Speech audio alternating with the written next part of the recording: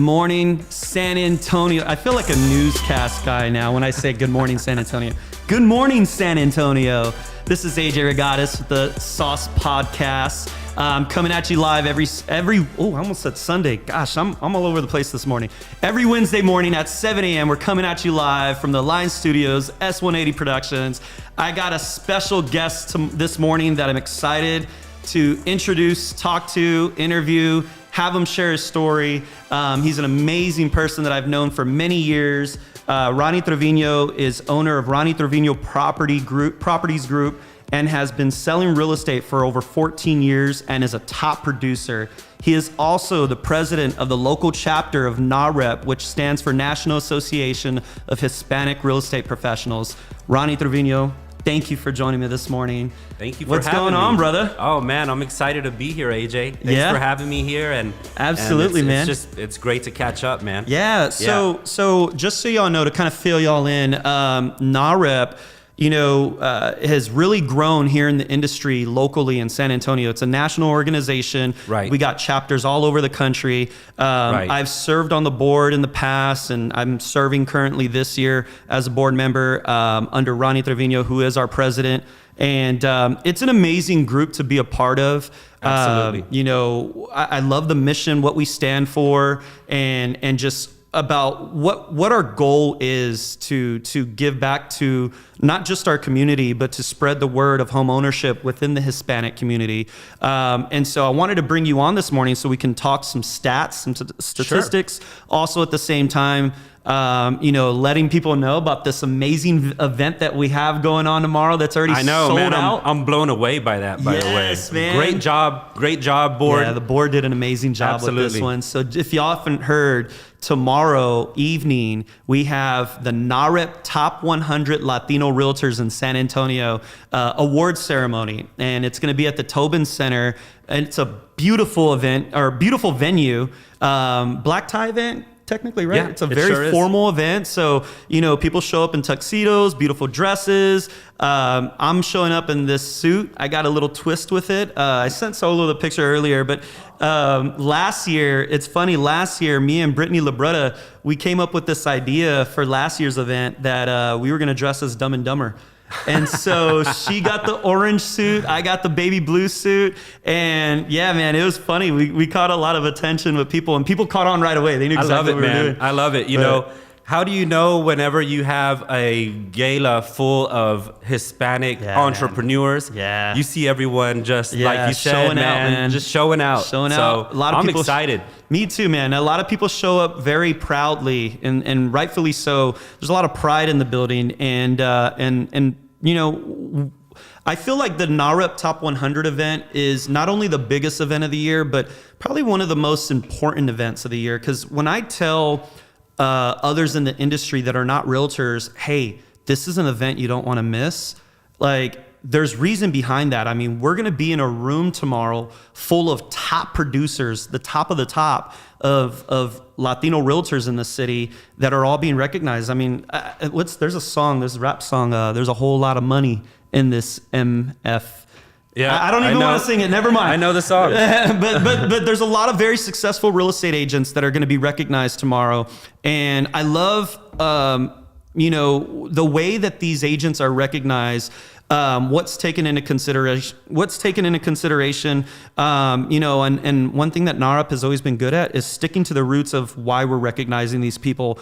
This is purely off of their production, right? And it's really cool. I love that we push that agenda, because there are other organizations out there, which are great ones, but they're not necessarily recognizing for production, right? They're recognizing for community service or whatever it may be. So for NAREP to stick to, no, we're going to recognize those that are hustling and putting in the work, while at the same time educating other Hispanic people with the importance of home ownership. And absolutely. Yeah, and I think one of the things that's so special about this event, like you said, we're recognizing for production, but at the same time, when you're in that room full of the entrepreneurial spirit of these people that are being recognized, it's the stories behind those people, right? Yes. There's the struggles that they went through and where they come from and where they're at now. Yeah. So that's what makes it really special when you're there and you can feel it You can feel the emotion with the people that are being recognized because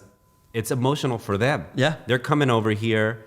A lot of them grew up with very humble means, very humble beginnings. I know A lot of them immigrants, Yeah, too. a lot of immigrants. Yeah. And they're succeeding at a high level now. And they're doing it by helping their community and educating their community in Hispanic home ownership. Yeah. So it's a beautiful thing, man. I agree, man. So let me start off with asking you this. What made you want to take the president role and run for president for NAREP? I'm curious to know, like, what was your deciding factor? Were you not only deciding, you know what, this is my time, but also, you know what, this is something I want to do? What inspired you to do so? I'm going to be real honest with you. Back in 2017, at the end of 2017, I was invited by the incoming president at the time to join the board, and I wasn't really passionate about it. I've always been passionate about my Hispanic culture. Yeah. I grew up in Del Rio, Texas, and my parents are immigrants. Yeah. They came, both my parents are from Ciudad Acuña, Mexico. Nice. My dad. Yeah, I like the story you were talking about with your dad a little earlier. My dad immigrated to my dad grew up as a shoe shine boy in Ciudad Acuña, Mexico. Wow. And used to fight for money. He was a boxer for a while, and then he came across the United States, joined the Air Force, and then they shipped him off to Vietnam. So he fought in the Vietnam War, and after that became a U.S. citizen. That's and awesome, we grew man. up in Del Rio, Texas. That's I never awesome. grew up in Ciudad Acuña. So I was fortunate to have a great life. Yeah. And it's those stories Yeah. that we don't know, right? So those are the stories that That's are, awesome, man. That's awesome. And that's the part that, I think makes, like you said, events like tomorrow night so special, is those stories. But, giving, so within our Latino community, there's a sense of pride, right? Like pride, especially when, I don't like using the word successful, but at the same time, when you've achieved a certain level, right, of knowing where you came from, like you said, to where you're at now, there's a sense of pride in that because, as Latinos, we still are the minority in a sense, and it is going to be a little bit more challenging for us. And whatever, career that we choose, it's always going to be a challenge. And so to have a night dedicated to just showcasing and congratulating those that are producing at a high level is just a really great event to have. Right, right. So I got off on a tangent there talking about my family, but the reason why I decided to become president of the San Antonio chapter is so I joined the board in 2018, and I was blown away by all these different personalities on the board because I was used to being in my brokerage. Yeah. And now all of a sudden I'm dealing with people from, Remax and, just different brokerages, EXP, whatever name you want to put. And then sprinkle some lenders in there and some title people as well. Yeah. And you have all these different personalities, dynamic personalities. And that attracted me to NAREP. Yeah. And not necessarily to being the leader of that organization. Yeah. But I just stuck around to kind of see, like, okay, what's going to happen here? Yeah. Let me just stick around for a while and just try this out because, this is really intriguing to me to be working with all these different personalities from different brokerages.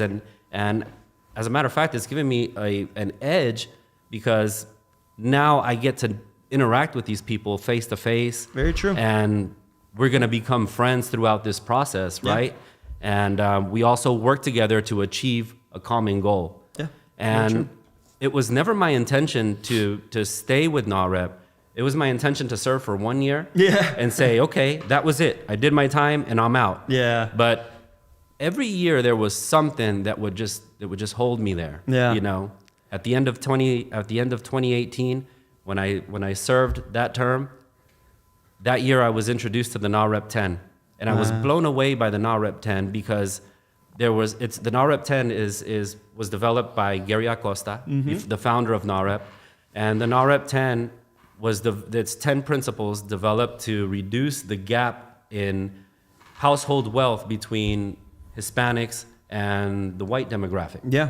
So there was a statistic that was very shocking to me. Yeah.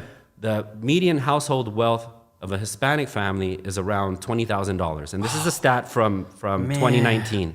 Yeah. So it's, maybe it's a little bit more now.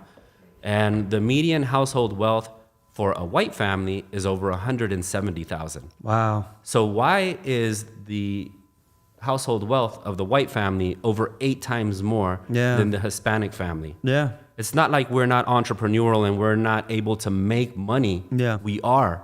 It's just we're not educated on what to do with that money. Yeah. Very true. Right? Most of us go out there when we're making money and we have a little bit of success. What is it that we go out and do?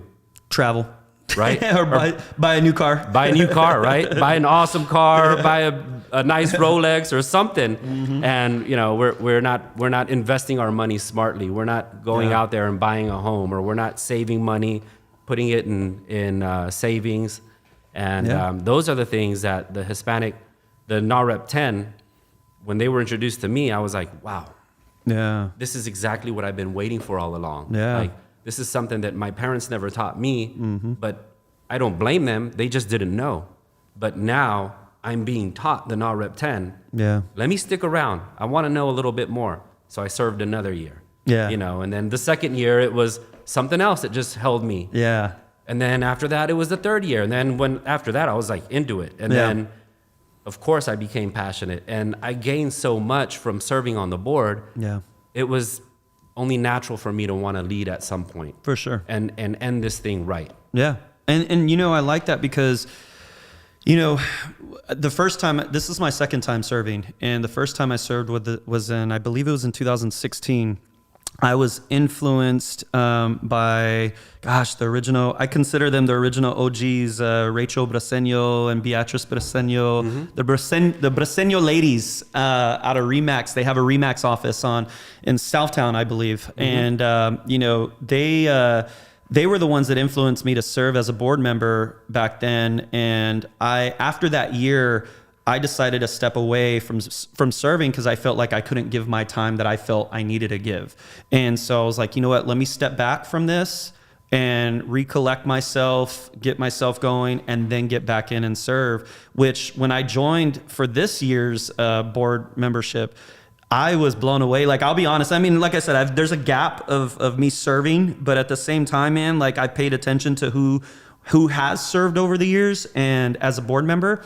And man, I can't help but think that this is like the all-star year, like of board members. Yeah, I agree. like you mentioned, there's a lot of strong personalities in our group of board members, and compiled with top producing agents, brokers, lenders, and sometimes our conversations get heated, but it's very passionate. It's very passionate with we all have the same agenda, which is to how can we make this organization better.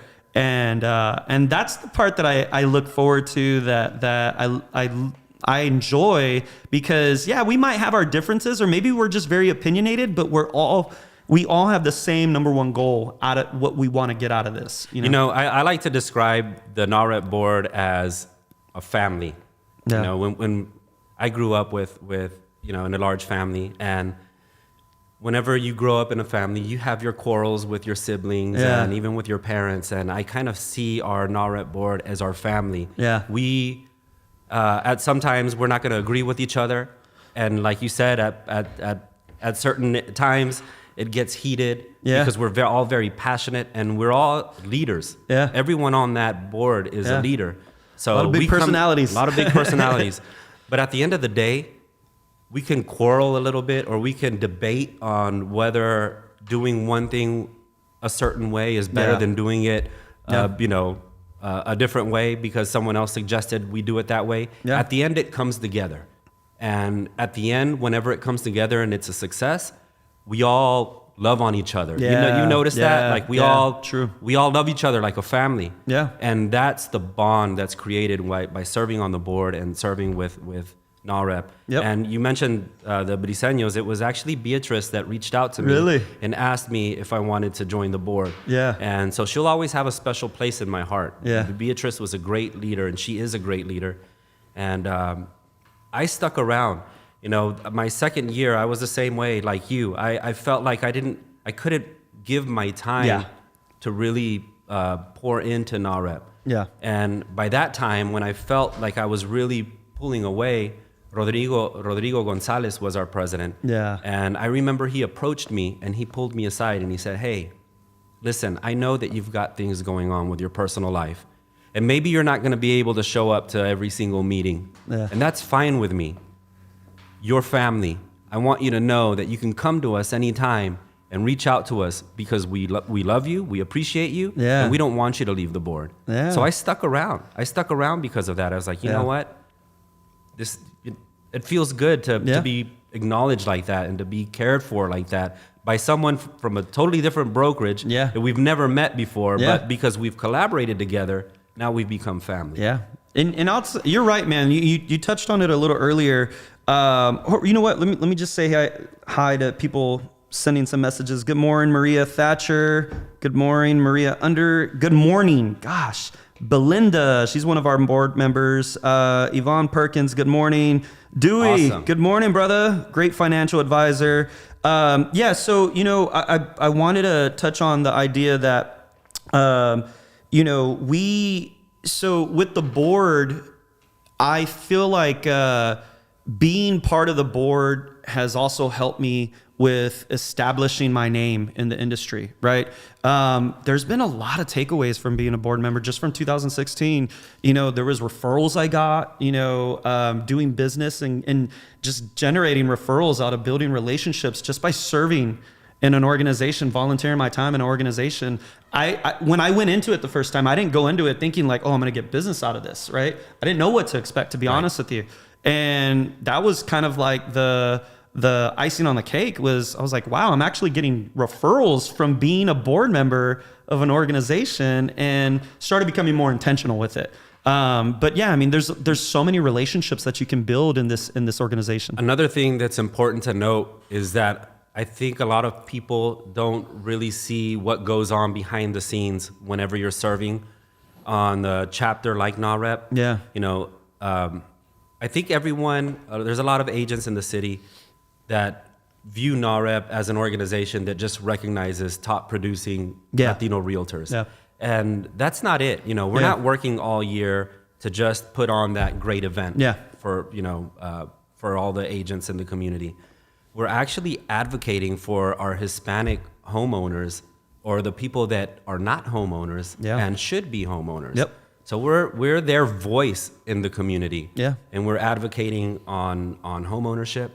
We're advocating on immigration issues, and we're also advocating on credit issues. So there's a lot that goes on behind the scenes, and we have a component to our board, which is government affairs. Yeah. Tony Martinez is our government affairs director. Yeah. And he's done a really great job. Very smart man. With getting us recognition by city officials on who we are and what we do. We're a voice. We're a voice for our Hispanic community. Yeah. And it's a big deal.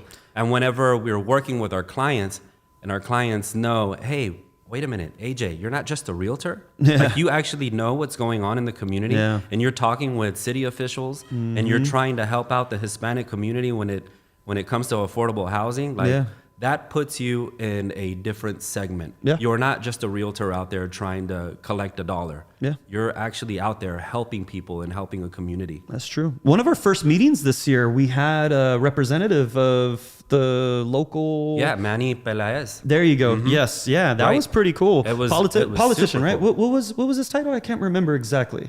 Dang. He's a... City councilman. Yeah, city councilman. Go. Yeah.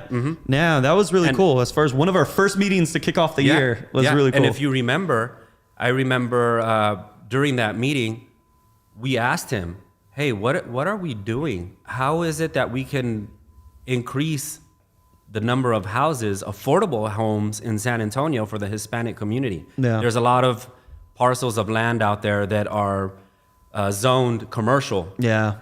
But they should be zoned residential. Why aren't we going out there and building homes on these parcels of land? Yeah. And he said, I remember him saying this, that's a great question. Why aren't you coming to me, and why aren't you coming to the city and saying, this shouldn't be zoned commercial, it should be zoned residential? Yeah. You guys are the professionals, and it's your feedback that's going to allow us to make those changes so that we can move forward with projects like that and put more affordable houses out there for our Hispanic community. I agree, man. I agree 100%. And that's one thing that, I've always enjoyed giving back to the inner city community. Yes, I give back to the PTA, my kids' school over there in the Northeast ISD, but at the same time, man, like when I think about that, I think about it more of a business type of thing for me, because the way I see it is Northeast ISD and Northside ISD, they don't need it as much. The school funding, they're doing pretty decent, and I think about the inner city, which is where I grew up, with SAI. I'm a SAISD product, but growing up in the inner city, like they're the ones that are lacking funding. They're the ones that are struggling with, with any type of drives, school supply drives going on. So that's why, like, for instance, so I've partnered up with a buddy of mine for the past 8 years. I went to high school with him, and he has his own barbershop. And for the past 8 years, he does a back to school event specifically in the West Side for the inner city kids. And every year I'll go buy 100 backpacks and we'll just stuff them with supplies. He does free haircuts. So that's what we did this past Sunday. And man, just to see those kids, like they line up outside the building right before this event starts. And a lot of these kids, it's right in the projects. So a lot of these kids walked by themselves without their parents to show up and get school supplies. Like, bro, like that brought tears to my eyes just to see that. Like, we're in the heart of the West Side. They live in the projects there. They're walking without their parents. Like, let me go get a free backpack and a haircut, And it's those type of days or opportunities that I look for to give back, to where I'm like, I have no intentions on getting business out of this. This is more of something I just want to do from my heart. Also because this is where I grew up, this is where I was raised. And so being able to give back to the inner city community, whether it be through donation, through education, whatever it may be, is always going to have a lasting effect in your heart, whoever you are. And that's a beautiful thing, man. I think that what you're doing and what those kids are seeing is that they're seeing a ray of sunshine and a ray of hope to excel and become better people. For sure. Those kids that are walking without their parents and walking to the backpack drive and doing these things, imagine the edge that they have over the other kids that have been handed everything. For sure. That's true, So that's what makes our culture... That's true. Very, very colorful and very entrepreneurial, is that we're growing up different. Yeah. We're growing up with a struggle. Yeah. So it's a constant fight to get our school supplies, to get our basic necessities. Yeah. And when they get to a certain point in life and they've been sprinkled with some love from you and from other people that served on a board, for example, like whenever I run across people that may be immigrants or grew up in very humble beginnings, I'm always quick to learn about the story. Yeah. But then I also want to pour into them things that I've learned that have helped me throughout my journey. Yeah. So that way it can help them focus on becoming a better entrepreneur, business person, or just better whatever it is that they're doing, No, I agree, man. I agree 100%. Let me give a shout out to Martin Tirado. What's up, bro? What's up, Martin? He's one of the top producing agents that's being recognized tomorrow at the event. But Martin's always recognized. He's always recognized. Martin's always getting recognized. What I love about Martin too is he's very big on giving back into the community as well. I see him and he's an inspiration on a lot of real estate industry people as well, with everything that he's always doing for the community. He's doing, we talk about it, right? Like rezoning and reinvesting into the inner city. Like this dude's done that, with developments and things going on. So shout out to Martin Tirado for everything that he does too, man. But I think that what's really special too, that we've focused on, or we continue to focus on, or part of our mission is educating a lot of Hispanic people into becoming homeowners, right? Right. The statistics are a little scary, to see the lack of home ownership. I've shared this stat before. This isn't just pertaining to Hispanics, but the city of San Antonio, I believe 51%, I think I got this from my boy Cano, 51% of San Antonians are not homeowners. Like, that's crazy, bro. Like, that's 51%. And given that it's San Antonio, predominantly Hispanics, like a lot of that, I'm pretty sure that percentage is Hispanic people. And so it's it sucks to see that, you know, or to hear that, because it's like, man, we still got a lot of work to do, you know? We're one of the largest metro areas in the nation, but we're also one of the poorest. And the component or the component in that statistic is the home ownership. Yeah. You know, the amount of home ownership that we have in the city. So that's what our mission is. To advance that home ownership within our Hispanic community. Because you're right, you know, the majority of our demographic here in San Antonio, over 64%, is a Hispanic population. Yeah. I got to give a shout out to Kathy Valdez. I don't know if she's watching right now. She's a past client of mine, and I love her and her husband, Mr. Valdez, to death. They're both on my Facebook, and she was one of the first clients that I met a little over 11 years ago that I've now helped them buy and sell 3 times. And, you know, her and I created this really good bond where I'll never forget. She told me one time, I want my son to grow up and be just like you. Right. And I shared with her my stories, my struggles, and the bad and the good and the bad. Right. And so she kind of adopted me as her mom, as my second mom. But at the same time, she's one of my biggest cheerleaders on my social media. You know, I'll post something and she's just like, AJ for president, or, you know, she's just very supportive. But the reason why I brought her up is because thanks to her, she got me connected several years ago with this school on the South Side. It's an elementary school. It's a Title I school. And so with Title I, in case y'all don't know what that means, it's low income, people, or I should say kids that are more prone to dropping out, right? Because of their surroundings and the way they're being brought up, whatever it may be. But yeah, I go to the school to educate parents on home ownership, right? And I was telling you a little bit before we went live that I don't take my business cards. I don't take my banners. Like, I'm not trying to get business out of this. I'm just going to educate. Like, let me just pour into y'all. Let me talk to y'all about home ownership. Bro, it still blows my mind that till this day, a lot of people still believe, especially in our Hispanic community, that you need to put 20% down, right? Or that you need a 700 plus credit score. And it's crazy to hear that, because that's where it just shows like we still got a lot of work to do. We have a ton of work to do. You know, that statistic that I mentioned earlier on the median household wealth between Hispanics and whites. I think that the biggest attribute to that gap would be whether or not you're a homeowner or not. Yeah. So I would think that the majority of those people that are in the white demographic are homeowners. Yeah. And the reason why the median household value in the Hispanic community is so low is because a majority of those people are not homeowners. Yeah. So it's very true, wealth man. begins with that first purchase. That first home that you buy, and you start, you know, accruing equity in that home. Yeah. That's your first investment. That's true, man. And you know, I still think of and this. And that could change your life. It's very true. I've had conversations with people. Break the chain, break the cycle, set an example for your kids, so I want to go back on what we were talking about. You know, it's so true, the way we were raised. Like, we, you know, maybe experienced those challenges growing up with maybe our families or our parents having less than what maybe most would have.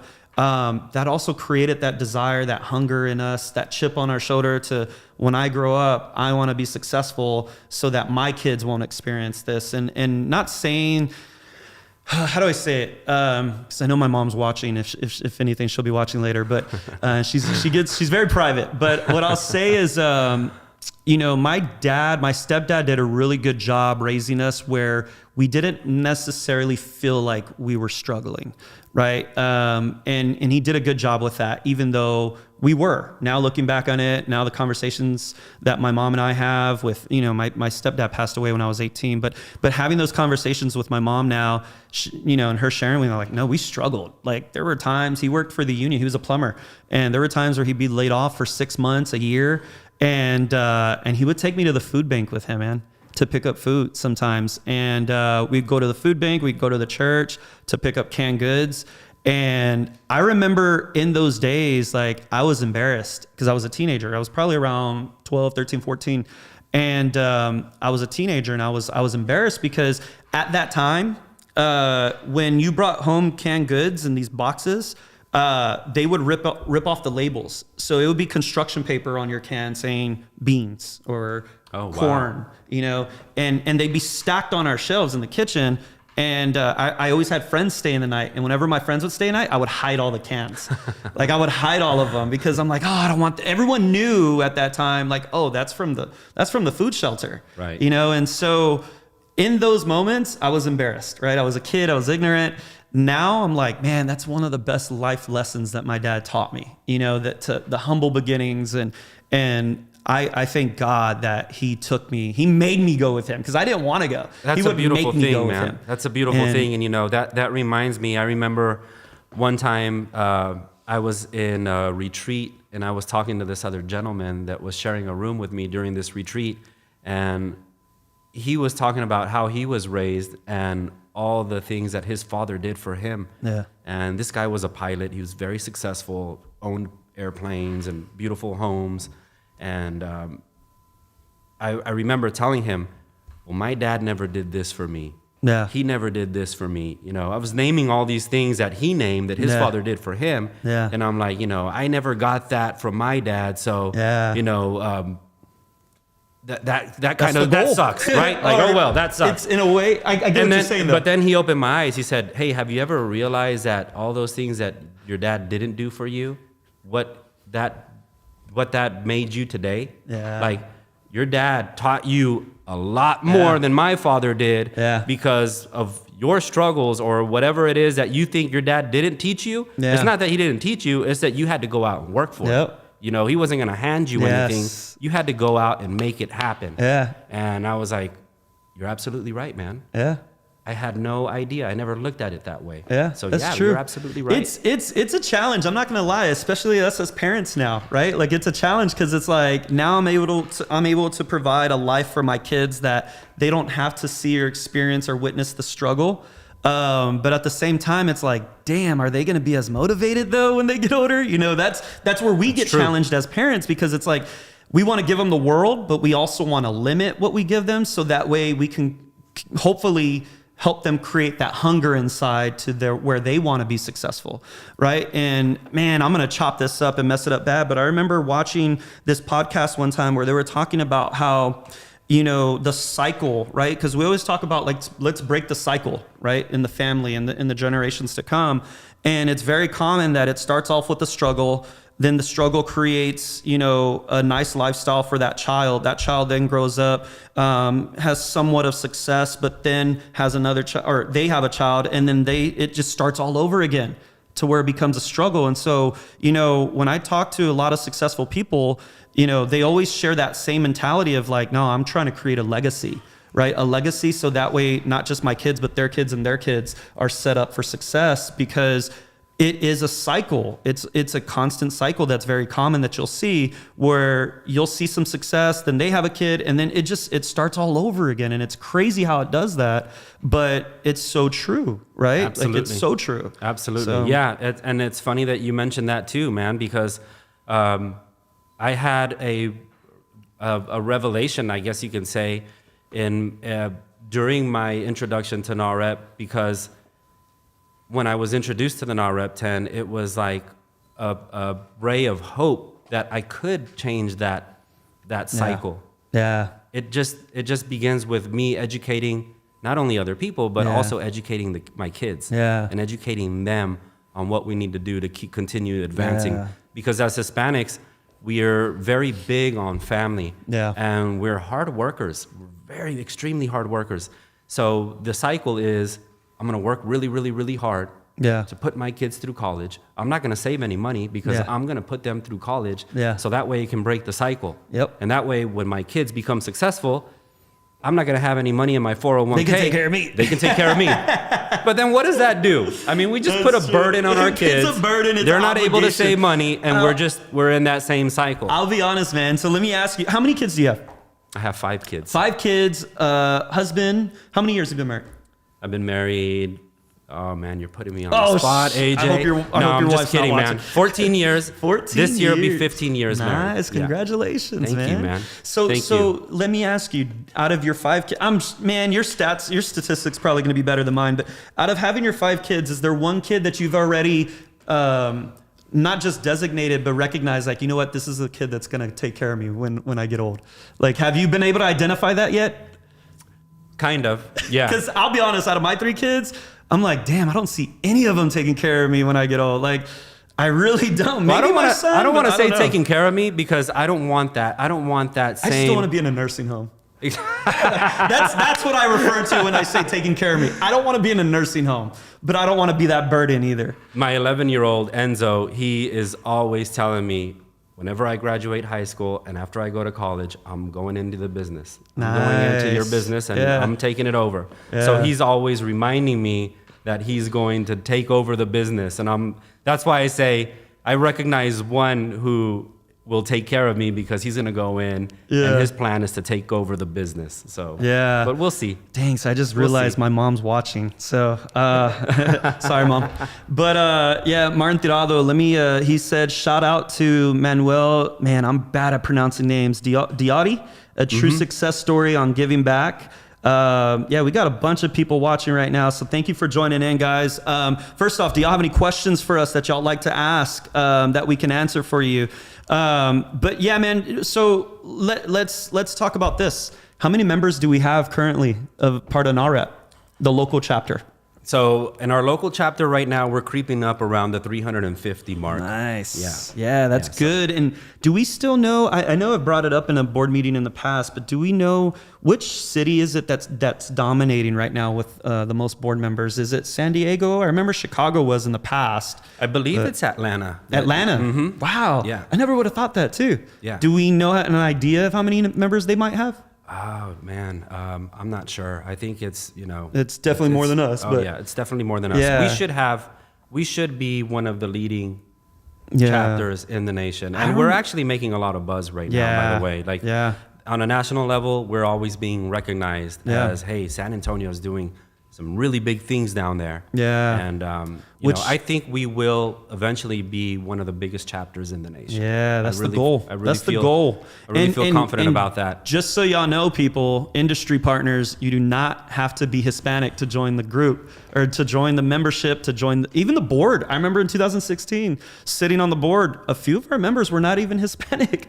So that was cool to see. Diversity, right? Absolutely. Diversity, but they Yes. all also had the same mission, right? Right. So that's really cool to see too. But And that's special because maybe those people that aren't Hispanic are coming in and we're educating them on our they're getting- demographic, True. and they're listening to the stories. that's awesome. And they get to That's special. relate. You know That's what I special. mean? It's Yeah. not those stories aren't only within our community. Yeah.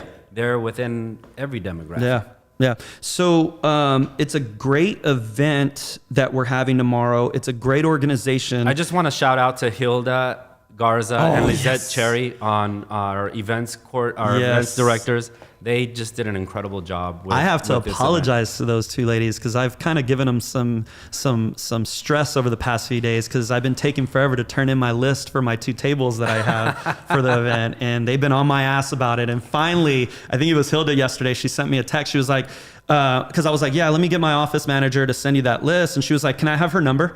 Like Yeah. she was just like, no, Yeah, man. give me her number because I That's- don't trust you. So, and sure enough, shit got done yesterday. Her and Jackie, my office manager, were talking, and sure enough, she turned over the list to her, and we got it taken care of. But That's hey, why those- I love our board, those- man. Yeah, that's those why two I love ladies my have board. stepped And you know up. what? I'm the president of the board and the chapter. Yeah. But those girls, they keep me on my toes Yeah, too. You know what I mean? man. If I'm not giving in, if I'm not Yeah. meeting my commitments, I'm gonna hear about it. That's for what's sure. that's what's pretty cool about the board too, though. If you were someone that's not on the board and you walked in on a board meeting, you wouldn't be able to identify. If you didn't know that Ronnie was the president, you would not be able to identify who the president is, because there's a lot. Like I said, there's a lot of strong personalities speaking in this meeting, and it's not necessarily defined as like I'm sitting in the throne in the chair and I'm the president. It's very like, okay, share your thought, share your thought. And then we vote Absolutely. on it, and so it's a really cool experience. And that was always important to me stepping into this role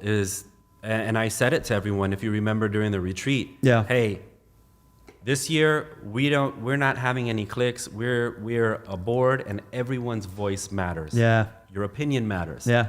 If you have an opinion about something, Yeah. I'm not the final authority. I want to hear everyone's thoughts. Yeah. That's very true. Very true. So let me ask you this, man. We have an event we're flying out to next month. Yeah. Right? So Yeah. you talk about that a little bit? Sure, Latitude? man. Yeah. Yeah. So Latitude. kind of which share was that with another me. thing that kept me with NAREP. Yeah. When I went to Latitude, I You was just convinced blown me. away, man. You convinced me at our last board meeting to sign up, and I signed up right there on the spot because I was like, you know what? Good. Because You're said not that. gonna You said regret it it. convinced you, and I'm like, you know what? I'll go. And I signed up. Y'all sent me the link right there, and I signed up because I was like, okay, let me see. I'm excited, man. It's funny because Monica just texted me yesterday too. She was like, here's the link to book your flights. Don't forget. Yeah. So yeah, it's. I'm looking forward to it. What can we expect there? You can expect a lot of really high-level conversations, very intimate, Some big speakers, right? big speakers. Yeah. Big speakers. Last year, I got to see Gary Vee in a Nice. room of about 300 people. Yeah. It was a very intimate gathering. Yeah. And to hear him speak to us almost directly, man, like he's Yeah. speaking to you. Yeah. It's just mind-blowing. Glenn Sanford from EXP Realty was also in one of these sessions, and it was cool to hear his story and to see, to hear what he's doing for the Hispanic community Yeah. and what his brokerage is focusing on. So Correct me if I'm you're wrong. hearing a lot of just really high-level Yeah. Correct me if I'm wrong, conversations. but President Obama's going to speak. President Obama is going to be At one of the this speakers. coming event. Yeah. Mm-hmm. I'm looking forward to that. So, just imagine yourself in a room with President Obama and you're sitting, Yeah. 20 feet away from him and getting to hear his conversation just like you and I are having, That's what's cool, man. I remember I went to a mastermind a few years ago back in Vegas, and President Bush spoke, and it was really cool to hear him speak, like just him sharing his story.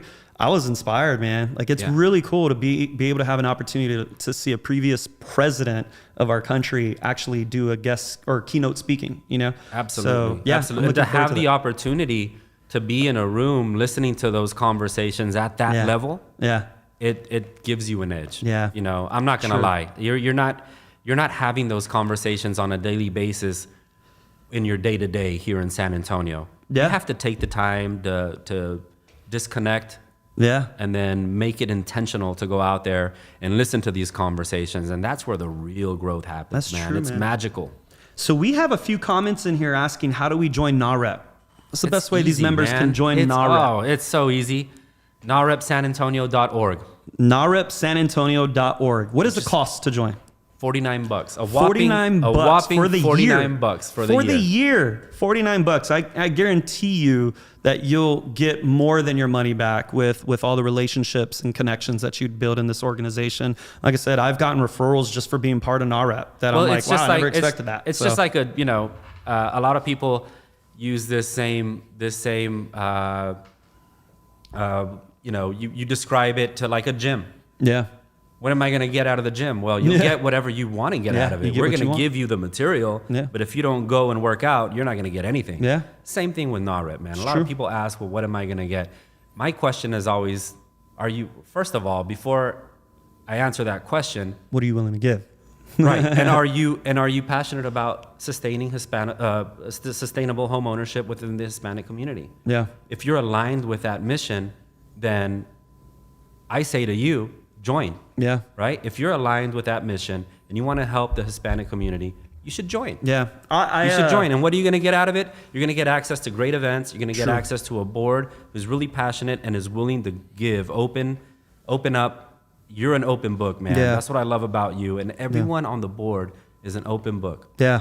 People that are members and come to our events, they get to chat with us and we Yeah. get to educate them on what we're learning on a national level and at these conventions like NAREP Yeah. and at like Latitude. I'm sorry, I meant to say. And, that's what people can expect I out agree. of NAREP. I agree, man. And I'll never forget. I mean, I'll admit, after being in this business for several years, actually on the 30th of this month will be 12 years for me, and Congratulations. hundreds of closings. Right? Man, I hate saying this, but it does sometimes get repetitive to where it's like that feeling you have inside isn't like it was from your very first closing. But I'll never forget it was about 4 years ago. I had this one client that I closed on that she bought a brand new home. She built her home. Credit wasn't good when she signed her contract. So she had 6-7 months, I think it was, to fix her credit and close on this home that was being built for her. Man, she was probably, early 50s, right? And sure enough, man, she showed up to the closing table with her kids, their kids, her parents. I mean, there was like 12 people at the closing table with her. And when we took a picture, man, I should have gave you that picture to post on here. When we took that picture, it was so beautiful to witness. Like, she was crying like a baby, man. And she's like, mind you, early 50s. And she said, I'm the first person in my family to be a homeowner now.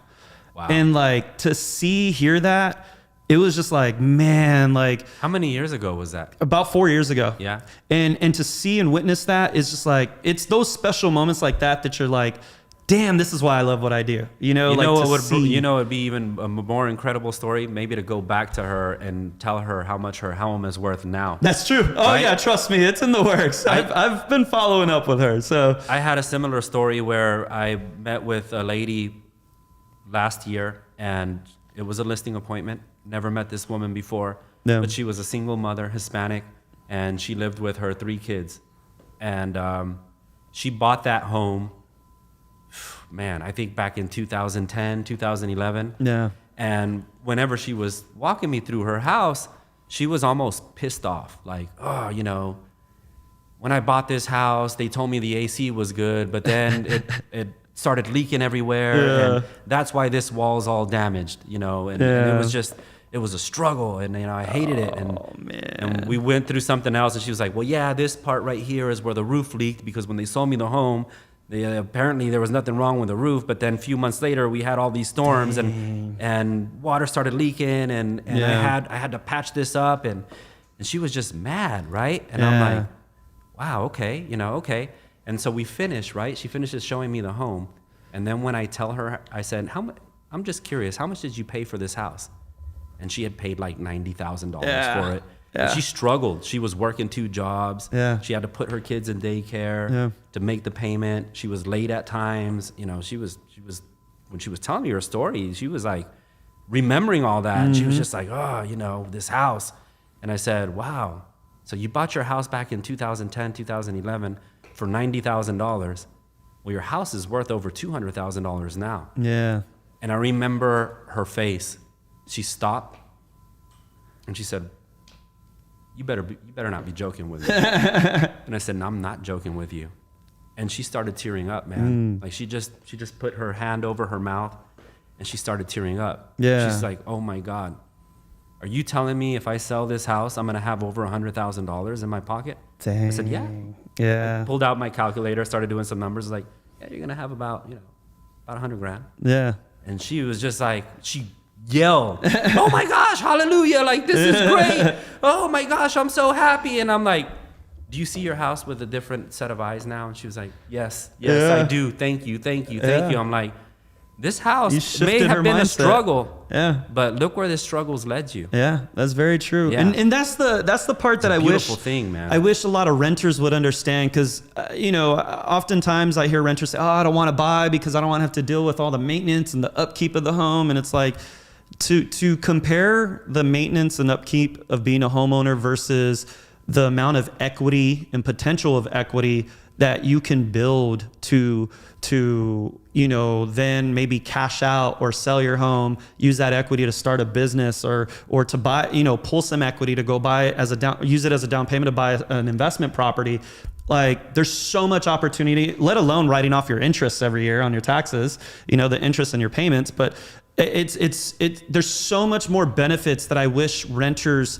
And again, this is our responsibility as real estate agents. We got 17,000 licensed real estate agents in and around San Antonio. This is our responsibility to educate these renters to understand, like, don't think so narrow-minded. Don't think so closed-minded. Like, yes, there's maintenance. It's part of being an adult, right? Yeah. There's other things as well that you have to do as an adult. But to compare and weigh out your pros and cons of the maintenance of being a homeowner and keeping up with your home versus the amount of equity that you can create and wealth that you can create in owning real estate, it far outweighs into where that's where we need to make sure we're doing our best to exhaust our efforts into reaching out to renters to become homeowners and pouring into them why it's important. And it starts there. That's where we bridge that wealth gap. Yeah. It starts with homeownership. I hate seeing all these apartment buildings being built right now, man. It's it crazy. bothers me. It bothers me to see not only that, but also just how much people are paying in rent. It's ridiculous to hear people, and I get it, man. There's still mindsets that need to change, and I would say maybe not mature, but just it's who you surround yourself with, right?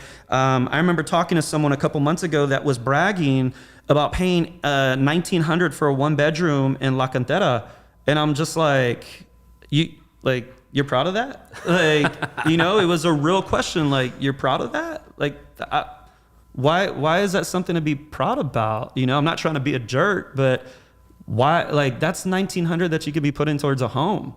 And then you could be bragging about being a homeowner, right? And right. So, man, and setting your family up for success, and not only that, or not only success, but you're also protecting yourself. Life happens. Yeah. I mean, things can be going great one moment, and then the next moment things may not be so great. Yeah. If you have equity in your home and you can pull some of that equity to help you through those hard times, that's a big deal, man. Very true. I think a lot of people don't realize too, because, so the number one rebuttal, or I should say, response that I get to that from people that are renters is, oh, well, what if I lose my job? Like, okay, what if you lose your job with you renting? You think they're going to give you time? You're still going to have to pay rent anyway. Exactly. You're going to get evicted. So at least the difference between owning and renting is, you got 3 days when you're renting to make your payment for the month. Otherwise, you start getting late fees, right? With your mortgage, you got 15-day grace period. Yeah. I'm not saying to abuse that right? Because you're paying more in interest, but you got a 15-day grace period before you get assessed a late fee. In most mortgages, I got to be careful on how I say that because some terms are different. But in most common mortgages out there, you have a 15-day grace period before you are assessed a late fee. Right. Then you still have that full 30 days before it's actually reported to your credit report that it's behind and you missed a payment. So I'd rather have that 15-day grace period than a 3-day grace period. And let's just say 15 days versus 3 days sounds a lot more flexible to me. Yeah, it's a big difference. But not only that, let's just say I am a homeowner and I am struggling. I'm experiencing a hardship now.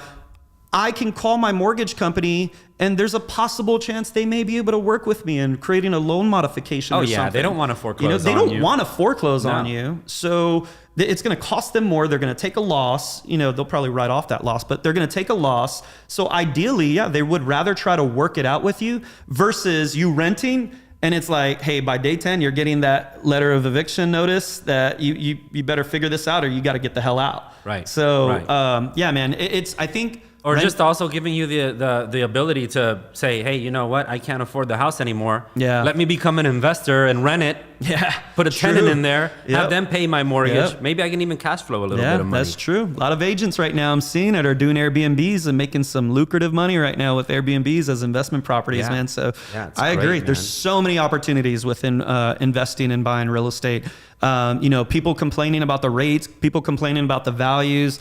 I'm sorry, that's just a cop out. That's you convincing yourself why you're probably never going to invest or take forever to invest and lose out. Right now is the absolute best time to go out and buy a house. Yeah. Right now. I agree. Right now, even with the interest rates the way they are. I agree. Because there's so much inventory now too. We're in a city where values are going to continue to go up. Yep. And by the time we buy that house today, in 2 years, we're going to have built so much equity that it's going to far outweigh that 2% that we would have saved if we would have bought that house a few years ago. I agree.